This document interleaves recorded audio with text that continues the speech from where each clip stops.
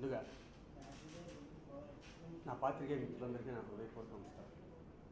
Electronic media నేను ఇక్కడ కూర్చోడానికి ముందు ఒక 10 రోజులు డే అండ్ నైట్ ఆలోచించాను. చేసేది కరెక్టా కాదా? వద్దులే, ఇది చేయటం వల్ల మా అన్నయ్య మెగాస్టార్ చిరంజీవి గారు నాకు దేవుడితో సమానం. ఆయన అంటే నాకు పంచప్రాణాల విషయాలు. ఆయన రోజు రోజుకి ఆయన మీద నాకు గౌరవం పెరుగుతుంది, కానీ ఒక బేసవంతైన ఎప్పుడు. అలాగే పవర్ స్టార్ పవన్ కళ్యాణ్, అతను కొన్ని భావాలు ఉన్నాయి. ఆ భావాలు పట్టుకుని రాత్రింబవలు కష్టపడి అతని ప్రయత్నాలు ఏమాత్రం చేసి అతనన్నా కూడా పవన్ కళ్యాణ్ గారు కూడా నాకు అంతే గౌరవం. నేను ఆ ఫ్యామిలీతో గత 32 సంవత్సరాల నుంచి మద్రాసు నుంచి ఈ రోజు వరకు ఏమీ ఆశించకుండా, అంటే నేను బయట హీరోలు అందరి దగ్గర పదేసి సినిమాలు చేస్తున్నాను. ఆ ఫ్యామిలీతో ఎవరితోనూ నేను ఇంతవరకు ఒక సినిమా కూడా చేయలేదు. నేను ఎప్పుడు అడగలేదు. ఎందుకంటే మెగా ఫ్యామిలీ అన్నది నాది, మెగాస్టార్ నా సొంత అన్నది, నాకు అది చాలు అన్న దాంట్లోనే ఉన్నా. ఆ విషయం ఆ ఫ్యామిలీ అందరికీ కూడా తెలుసు. కానీ మధ్యలో ఈ నాగబాబు అనే వ్యక్తి లాస్ట్ 5 years నుంచి నాకు ఎందుకు ఆ పెద్ద ఆయన్ని చిన్న ఆయన్ని చూస్తే ఎంత పాజిటివ్నెస్ ఉంటుందో, ఈ లాస్ట్ 5 years నుంచే ఈ నాగబాబుని చూస్తే అంత నెగిటివ్ వైబ్రేషన్స్ ఉన్నాయి. ఎందుకంటే నేను కూడా మేమిద్దరం మద్రాసు నుంచి మొన్నటి వరకు పక్కనే ఉన్నాం, కలిసి ఉన్నాం. నేను ప్రెస్ మీట్కి రాబోయే ముందు కూడా నాకు అన్నయ్య గుర్తొచ్చారు, పద్మ గారు గుర్తొచ్చారు, వరుణ్ గుర్తొచ్చాడు, నేహా గుర్తొచ్చాడు. వెళ్తే కరెక్టా కాదా అని గుర్తొచ్చాడు. మనకి ఎందుకులే ఈ బాధ, ఎలక్షన్లు అయిపోయాక వద్దామని చెప్పి ఫ్యామిలీతో ఒక 5 రోజులు నేను బయటకు వెళ్ళాను. నేను వచ్చాక కొన్ని యూట్యూబ్స్ మా నాగబాబు ప్రసంగాలు చూశాను. రక్షవాడవారు నా దేవారాన్ని, నా తాత ముత్తాతల నుంచి అందరూ దేవారాన్ని పుట్టారు. నా వరకు మేమందరం దేవారాన్ని పుట్టాం.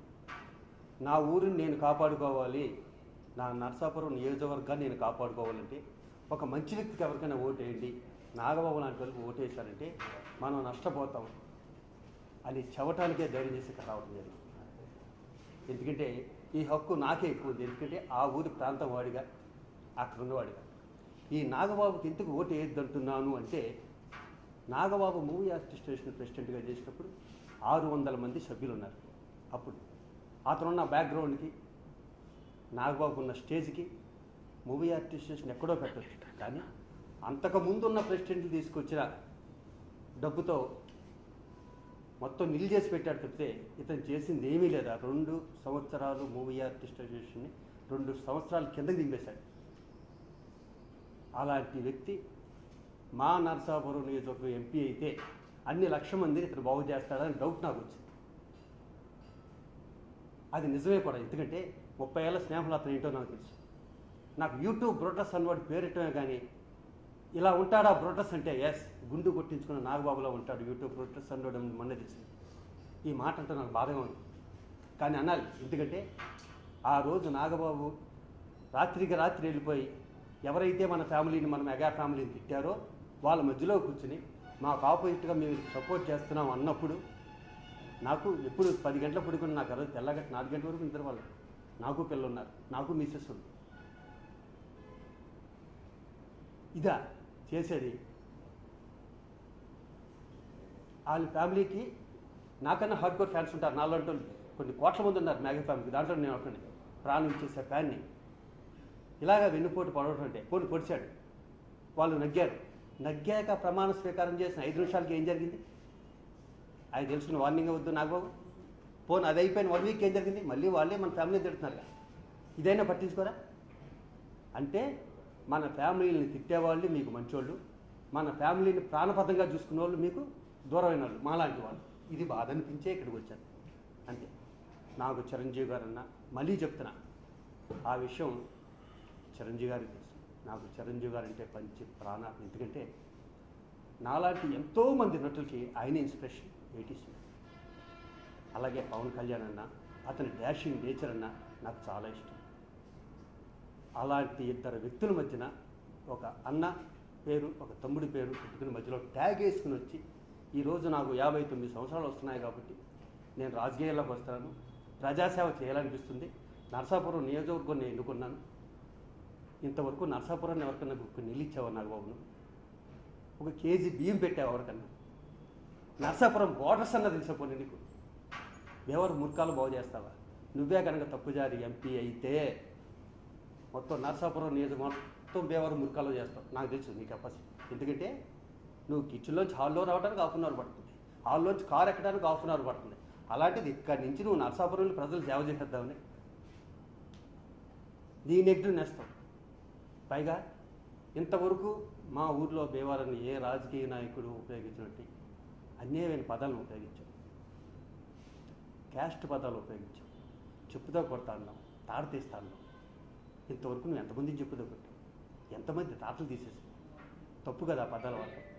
నీకు ప్రజలకి సేవ చేస్తానని చెప్పుకోవాలి తప్పితే అది నాకు బాధ అనిపించింది. ముఖ్యంగా ఇక్కడికి ఒక విషయం చెప్పుకోవాలి. ఈ శివాజీరాజు అన్న వ్యక్తి ఏ ట్యాగులు లేకుండా ఇండస్ట్రీకి వచ్చాడు. సొంతంగా నా కాళ్ళ మీద నేను నిలబడ్డా. కానీ నా వెనకాల జక్కంపూడి శ్రీను నాకు ఇన్స్టిట్యూట్లో ఫీజులు కట్టాడు. గుబ్బా శ్రీధర్ బాలానగర్లో ఉంటాడు, తెలంగాణ వాడు, నాకు ఇన్స్టిట్యూట్లో ఫీజులు కట్టాడు. నా ప్రాణ స్నేహితుడు, నా కులం కాదే. నేను అతిగా ప్రేమించే మా అన్నయ్య నా కులం కాదే. నా కులం ఏమన్నా నా పక్కన ఉన్నాడా? ఈ 2019 సంవత్సరాల గురించి మనం కులం గురించి మాట్లాడుకుంటామంటే మనం ఎంత వెనకబడిపోయి ఉన్నాం, ఎంత వెనక్కి తీసుకెళ్తున్నాం. ఒక్కడి మాత్రం వెస్ట్ గోదావరి సంగతి నీకన్నా నాకు బాగా తెలుసు, ఎందుకంటే తాతలగాల నుంచి మా ఊరు అది. కాబట్టి ఇలాగే మాట్లాడితే నాగబాబు అక్కడ అన్ని కులాలు కలిపి నేను ఊరు చివరిదాకా కొడతాయి, ఇది నిజం. కాబట్టి ప్రజలకి ఏం చేస్తావో చెప్పి ఓటడు. నేను నీ పాత మిత్రుడిగా ఇది చెప్తున్నా. ఇంకొక విషయం, నేను ఇక్కడికి వచ్చినప్పుడే నాకు తెలుసు నన్ను ఎవడో ఏమీ చేయలేడు అని. ఈ మొండి ధైర్యం నాకు ఇండస్ట్రీకి రాకముందు నుంచే ఉంది, ఇప్పుడు ఉంటుంది, రేపు కూడా ఉంటుంది. మనం ఏదన్నా చేస్తే మంచి చేయాలి, దానికి సపోర్ట్ చేయాలి. నువ్వు ఎప్పుడైనా మంచి చేయాలనిపిస్తే డెఫినెట్గా నాకు సపోర్ట్ ఉంది. ఇక్కడి నుంచైనా నువ్వు మారుతావని, నెగిటివ్నెస్ పోగొట్టుకుంటావని, పాజిటివ్గా ఉన్న వాళ్ళతో తిరుగుతావని నేను మనస్ఫూర్తిగా నమ్ముతున్నాను ఈ క్షణం నుంచైనా. అంతేగాని నీ మీద నాకు ఏమాత్రమైనా పగ, ద్వేషాలు అలాంటివి ఏమీ లేవు. ఎప్పటికీ నేను మెగా ఫ్యామిలీ ఫ్యాన్నే. Thank you very much. లేదండి, లేదు.